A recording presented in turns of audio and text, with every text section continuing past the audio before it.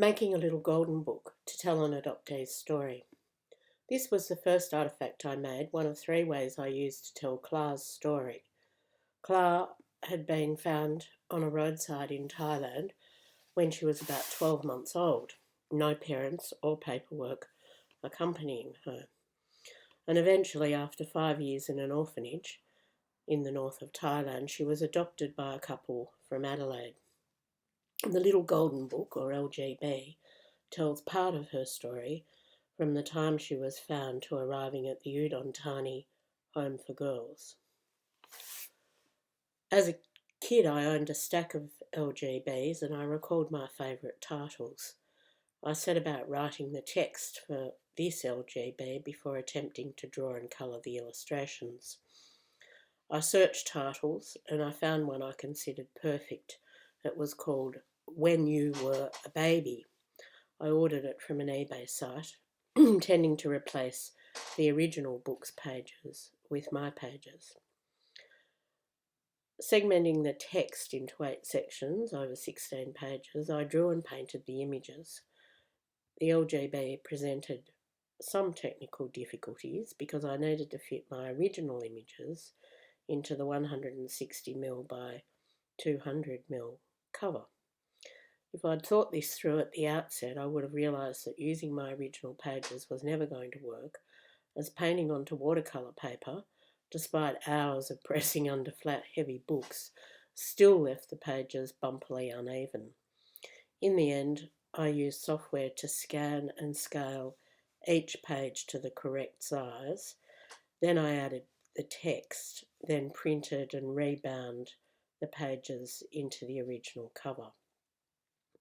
This method also allowed me to print both sides without having to glue together those thickened watercolour papers.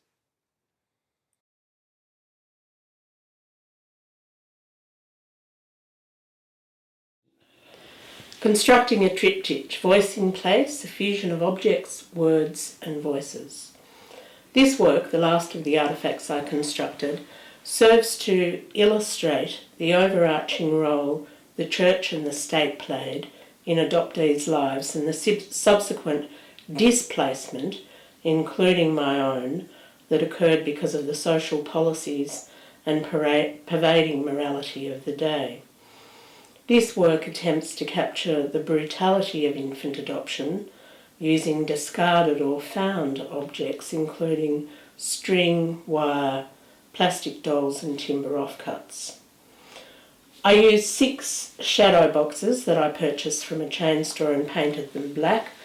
I cut out backboards and also painted them black from ply, and then set about attaching several purpose-built pieces to each backboard.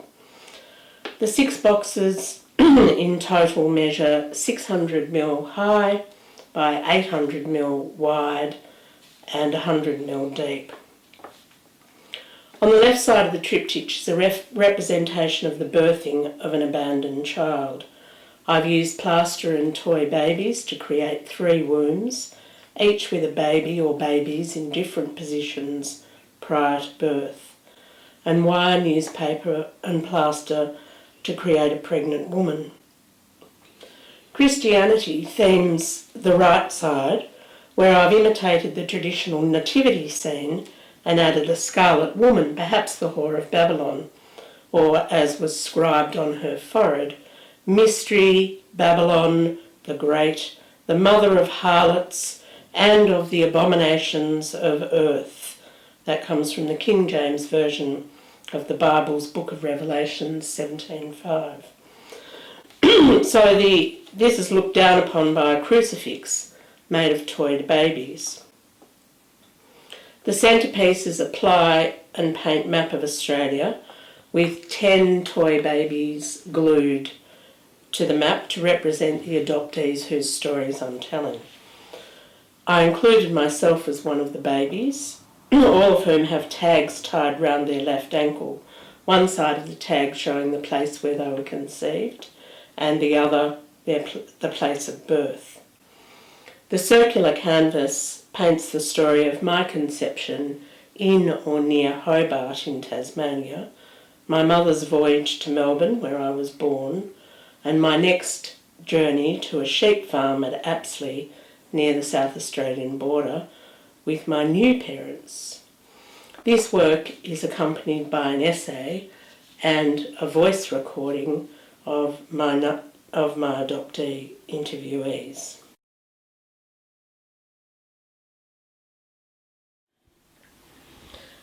David's adoption story was one of the first that I began to essay. I became interested in how our lives are layered genetically, through familial ties, and through links to place. The idea that people's stories are layered onto place, and vice versa, drew me into thinking about the way a place ends up being marked by a life. David had recounted a long story in his interview, describing many places of attachment and disattachment, and his past had surfaced in ways in the present that surprised him, a little like those erratic boulders I'd seen in the Baltic nations several years before. The artefact is A3 in size, and it's constructed from 120 GSM black and orange card, using 4 curtain rings as binding. The text is printed on 80 GSM tracing paper and overlaid on the card. Inside this book is the essay text, which appears on every left side page, and on the right side pages are various other objects. A musing on the word I is first, a 3-layered geological time scale. The Mystery of the Tiger's Eye is a booklet printed on recycled brown paper, and there's a hand-coloured map of Australia which shows the important places for David.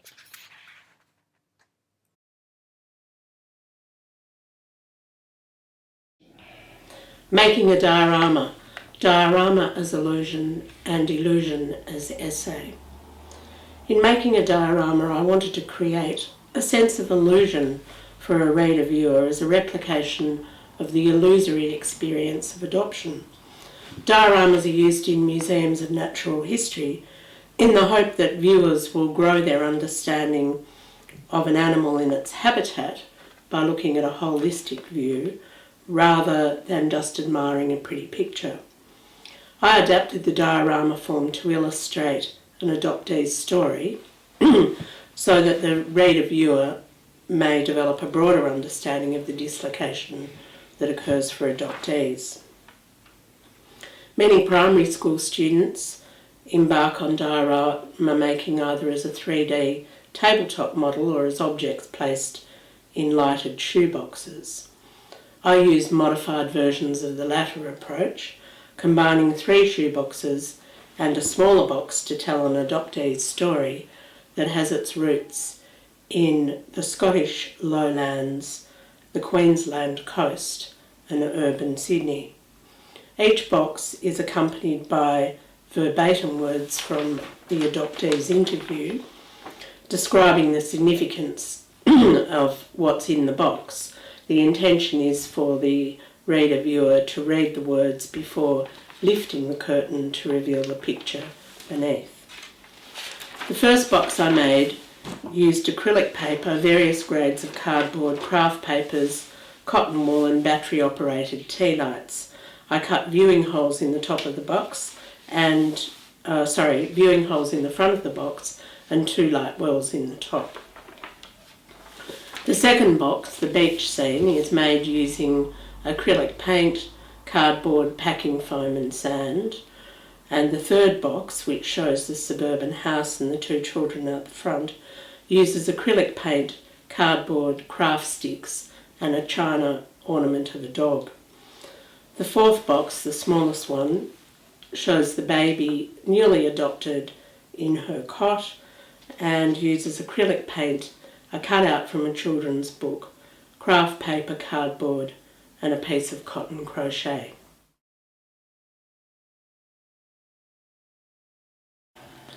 This artefact accompanies the essay Digging Up the Traces. The essay is about all of the documents that I needed to gather in order to actually find out who I am. I decided I would make a plastic uterus to put them in, complete with some fallopian tubes with symbolic eggs and sperm. And I thought I would also lock it because the documents were all locked to me until the law changed in Victoria. And even after that, I still had to struggle to find relevant documents concerning my identity. As you can see, there's quite a number of documents in here. This uterus weighs about 2 kilos, 2.5 kilos, I think, which is almost like a newborn baby's weight. And it's full of all the official documents, newspaper clippings, electoral roll searches, and so on, as well as some photos that I was able to obtain from some relatives relevant to who I was. The uterus may not look very much like a uterus, but I think it has a certain charm, laced as it is with pink baby wool and with its pearls and wedding stocking. Crossing the banks of the Brisbane River. When I interviewed Ellen, a mature-aged adoptee, she told me that she and her adopting father often went fishing along the Brisbane River, a river that's now come to represent a bifurcation in her life. Born on the south side and adopted by a family who lived on the north side of the river, she said that she spent a year running backwards and forwards from one side to the other when she first met her biological family, trying to balance the two different sides of her identity. She said that the Brisbane River goes through her completely. I found this part of her story arresting and wanted to represent it visually. A picture would be a suitable accompaniment for the allegorical story I'd already written about her adoption experience. I looked at maps of Brisbane to get a picture of the river Ellen described. It is a sinuous thing, curving almost voluptuously through the suburbs on its way to the sea. The south side now is home to cultural activities as well as a massive swimming pool, and from there you can look across and see the city busy and buzzing, bike riders skimming along the northern edge on their daily commutes. I began the work by making sketches of how a woman bisected by the Brisbane River might appear. My first attempt at painting was on a large canvas measuring 950mm by 650mm using acrylic paints. The result was dour, static, and pretty much 2D. I played around with the canvas for some time, adding more paint and painting over other aspects, and although the picture changed, the effect remained the same. I then decided to use the allegory I'd written as a background for the painting, so I sent an image of it to a canvas picture maker. On this much better proportion canvas, measuring 660mm by 560mm, I outlined the river and the principal roads as indicated on a map of Brisbane CBD, adding green patches for parks and various greys to represent buildings, but only on the south side, as from Ellen's story, it was the south side where she experienced the vibrancy of life. She said she wished her biological parents had kept her because her life would have been much happier. I pencilled in the woman and painted her form using a flesh-coloured watery acrylic paint, and then I printed the map onto 110 GSM tracing paper, cut it into shapes and glued each of the pieces onto the canvas overlaying the woman's form. To me, this work represents Ellen's beliefs about her identity. I'll finish with a quote from her. "You can't possibly be a whole person, or you can't possibly grow up as a whole person if the information and those connections are taken away from you, deliberately taken away from you. It happens in trauma and it happens in war and all those sorts of things. But when it's deliberately done in order to satisfy someone else's need, and not as a consequence of something that was unavoidable, then you're taking away a person's culture. You're taking away their place. You're taking away everything that connects them to being human in the world.